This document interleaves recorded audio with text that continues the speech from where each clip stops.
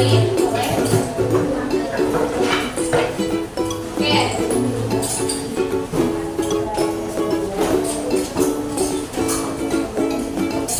Ada buku, boleh. Dari keluarin aja.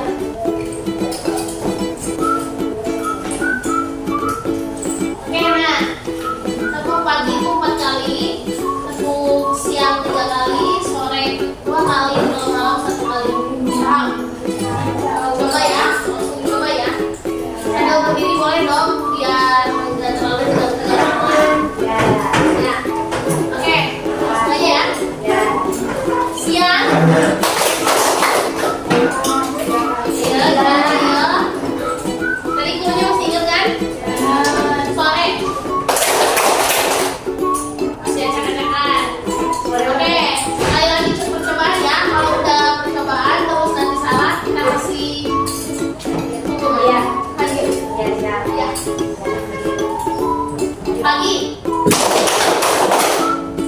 Ya. Mulai ya. Malam. Siang. Sore. Ayo. Apa hukumannya? Teman-teman boleh nih. Ini pakai seadanya boleh. Silakan. Dalam itu aja. Ya, teman-teman yang lainnya duduk sambil di kaki. Boleh. Oke, nggak apa. Oke, oh ya. Ada buat teman-teman dong. Ya.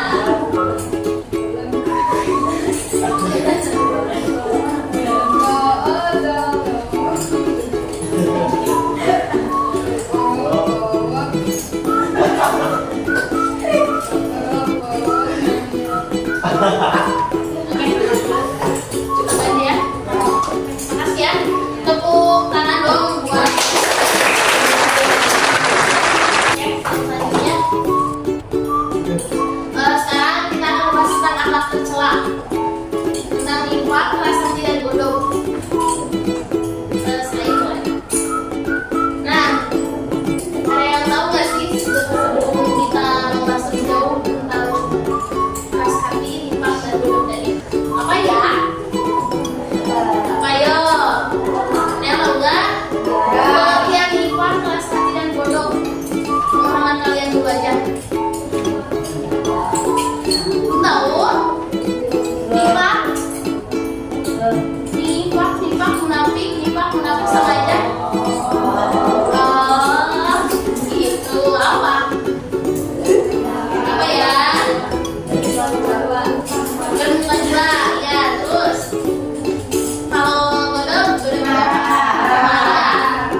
Kalau keras hati, susah dinasihatin. Ya, susah dinasihatin. Ya, susah dinasihatin. Oke, jadi nifak adalah berasal dari kata nafaqo yang berarti munafik, menyembunyikan, berbohong dan berpura-pura. Nah, jadi orang-orang nifak itu disebutnya orang-orang yang munafik. Sedangkan nifak menurut istilah yaitu sikap menyembunyikan sesuatu di dalam hatinya karena tak ingin diketahui keberadaannya oleh orang lain sehingga menampakkan sesuatu yang tidak sesuai dengan apa yang ada di dalam hatinya. Jadi orang-orang munafik itu hatinya berkata lain dengan perbuatannya. Paham? Gimana? Jadi intinya nifak itu suatu sifat tercela yang dimana mereka itu berpikir. Jadi gini, ketika kita dikasih amanah, kata orang yang disampaikan, gimana disampaikan nggak? Terus kita bilang, ya udah disampaikan, padahal kenyataannya belum. Nah itu disebut orang-orang yang munafik. Terus bisa juga munafik dalam kata lain berbohong. Berbohong seperti apa sih? Berbohong seperti ini. Jadi ketika kita ditanya, kamu tahu ini, terus kita berbohong, aku nggak tahu. Aku belajar di kelas itu tentang apa dulu, terus tidak. Nah, selain berikutnya, itu tentang nifak ya, paham ya?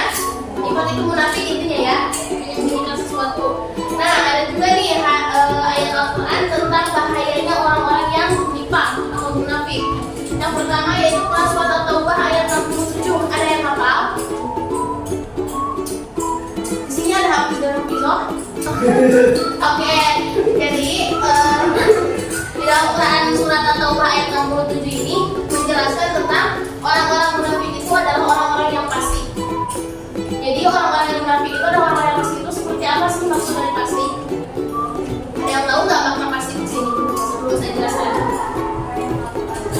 orang yang melakukan dosa kecil dan dosa besar yang lain.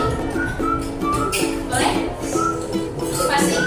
Fasik itu adalah orang-orang yang melakukan dosa besar, yaitu orang-orang yang keluar dari agama. Paham? Murtad lah. Tahu murtad? Ya. Jadi orang-orang munafik itu adalah orang-orang yang fasik, adalah orang-orang yang murtad yang keluar dari agamanya. Paham? Yang kedua, Quran surat An-Nisa ayat 145. Dalam kandungan surat An-Nisa ayat 145 itu artinya sesungguhnya orang-orang munafik itu ditempatkan pada tingkat yang paling bawah di dalam neraka. Tingkat yang paling bawah dalam neraka itu yaitu neraka kan katanya ada tingkatan-tingkatan. Nah, orang-orang munafik itu berada di paling bawah dari keraknya neraka. Itu ditempatkan untuk orang-orang yang munafik. Slide berikutnya boleh. Nah, ada nifak. Nifak itu nifak amali dan juga ada nifak imani. Nifak amali itu nifak seperti apa sih? Ialah nifak yang memiliki seseorang dengan memperlihatkan sesuatu yang tidak sesuai dengan sebenarnya, sehingga dalam interaksi sosialnya dia sering berperilaku atau menampakkan tanda-tanda kemunafikan. Contohnya seperti apa? Tadi bohong. Ada juga dari ingkar terhadap janjinya. Dia berjanji tapi dia mengingkari. Itulah orang-orang yang munafik. Itu contoh dari nifak amali. Selanjutnya itu nifak imani.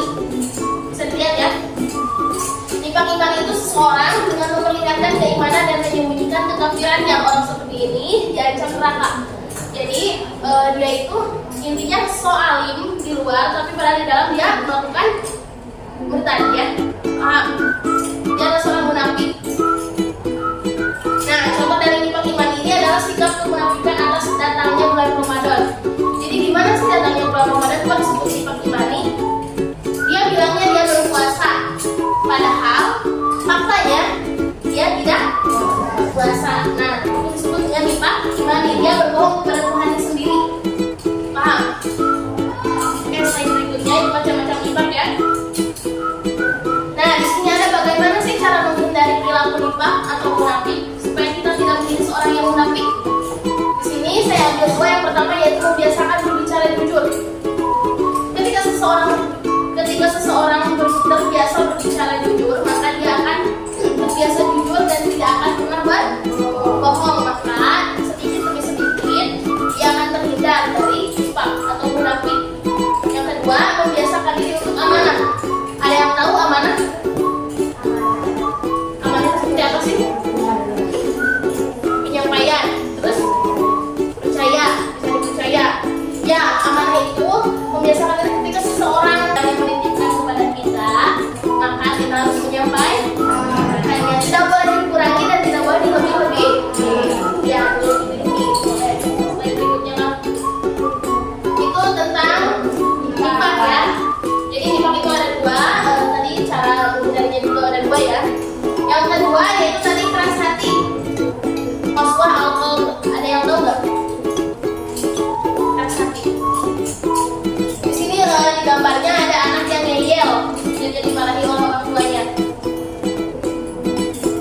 Nah, qaswah al-qalb adalah hati yang mati. Tandanya adalah mengeras dan membatunya hati karena banyak kemaksiatan yang diperbuat. Nah, dalam memahami arti dari keras hati, nah Amin Syukur ini dalam terapi hati mengatakan bahwa Imam Al-Ghazali, nah ini kita dulu ya. Nah, jadi pengertian keras hati di sini yaitu ketika dia disuruh, contohnya disuruh orang tuanya atau disuruh ngaji buat berbuat kebaikan, buat apa? Buat sholat contohnya ya, sholat atau ngaji, tapi dia diam-diam aja gitu. Aku mau cewek mau kurang, kurang. Nah itu disebut orang-orang ya keras hati.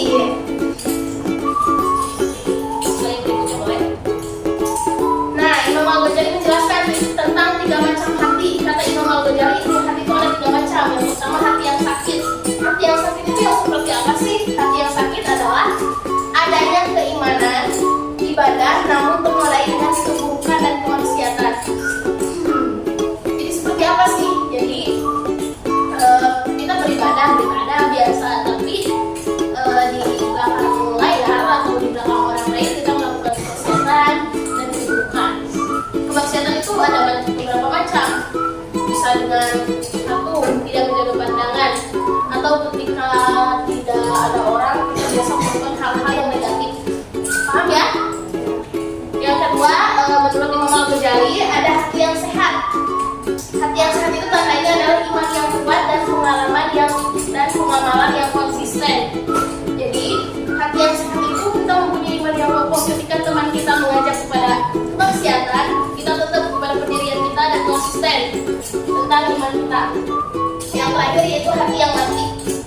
Hati yang mati tandanya adalah mengeras dan membantunya hati karena banyak kemaksiatan yang dilakukan, yang diperbuat.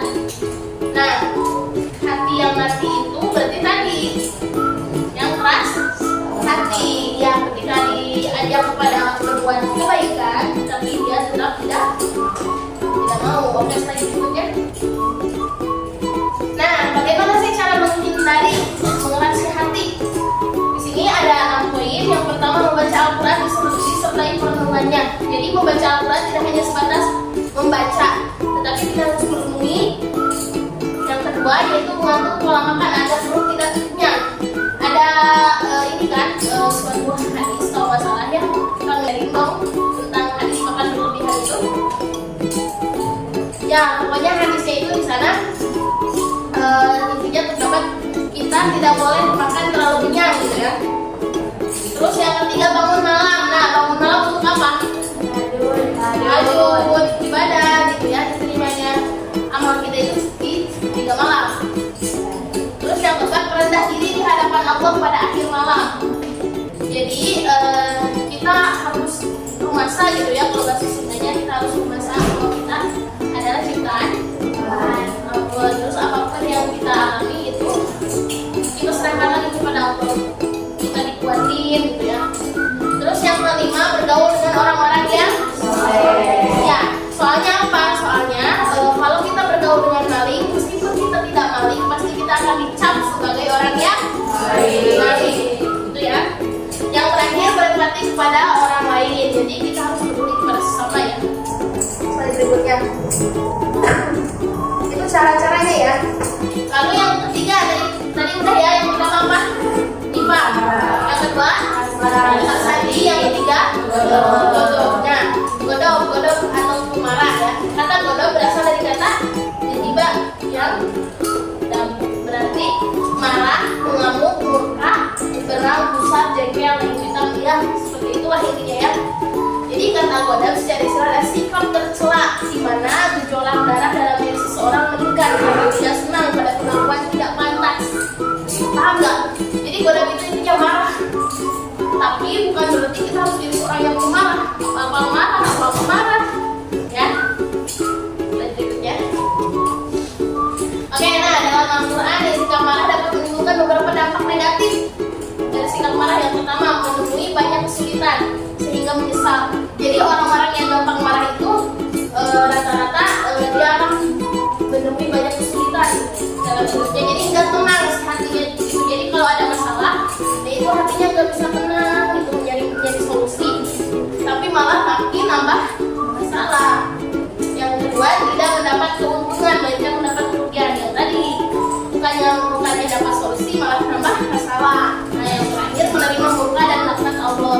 Nah orang-orang yang pemarah itu akan mendapat murka dan laknat dari Allah. Jadi sebisa mungkin apapun masalahnya jangan dulu marah. Oke, slide berikutnya.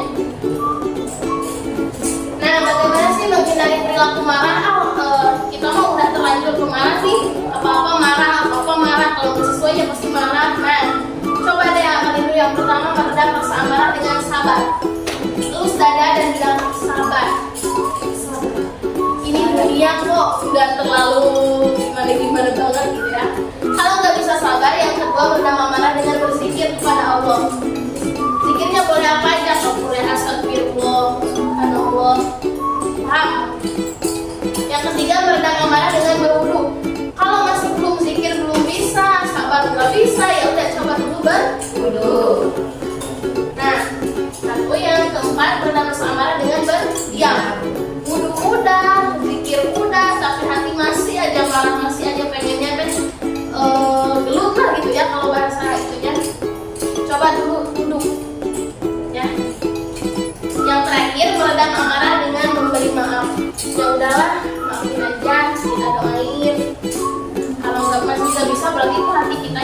terlalu keras.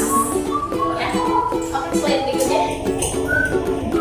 Nah, sekarang kita silakan duduk dengan teman kelompoknya. Oke, sekarang kita bagi kelompok buat minggu depan ya. Di sini kan ada berapa orang? 18 kan? Berarti dibagi 3 kelompok. Hitung 1 sampai 3. Boleh, mau mulai dari mana? Boleh.